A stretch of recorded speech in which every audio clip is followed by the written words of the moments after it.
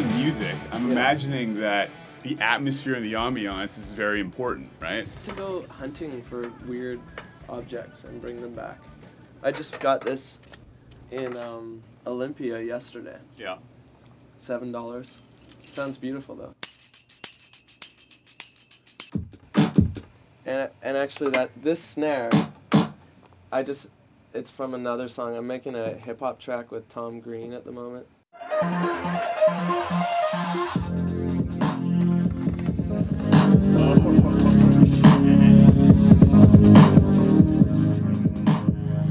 just wanted to get really dark.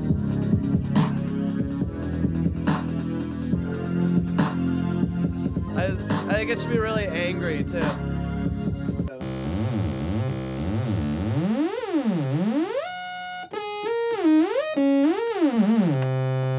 So you've got a bunch of keyboards in here. Are you a trained pianist? Yeah, I studied classical and jazz for years as a kid, and I didn't really fall in love with it till I got into punk music. Paul got this keyboard from his dad, because Paul's dad was in a band called Going Nowhere, and he's like, I just got this keyboard and you're the only guy I know that knows how to play, so that's kind of when I got into keyboards.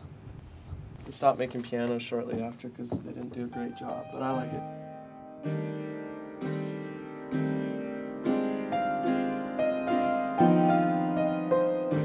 When we were in New York, Paul gave us this idea he'd written on guitar. If a guitar riff is good, the guitar player wants to keep it, you know, but Paul was like, no, you gotta play this on keyboard. This part I think I want to keep just simple. It's a nice bridge. Yeah. I wanted to call it Comeback of the Century. Good name. Comeback of the century, I can't behave on behalf of living stigma free. I always like to put in little ambient background patches.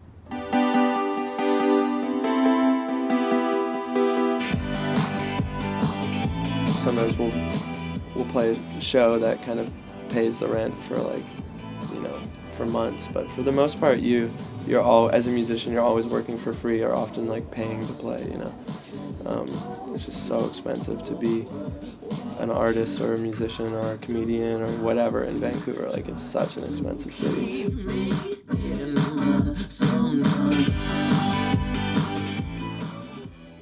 You guys, over the past few years, have become really, really good at documenting your tours. And not just in a sort of lackadaisical way either. You guys create mini movies. You know, we conceptualize a lot on the road, but we don't really jam a lot as a band on the road. Yeah. So to kill time, I just started filming things, you know. And then to kill even more time, I started editing them on my laptop.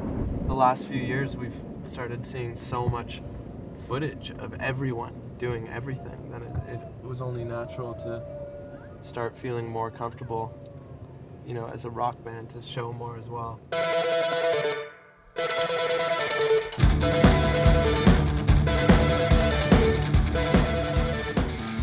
You've got bands like The Killers who are citing you guys as an influence. Right.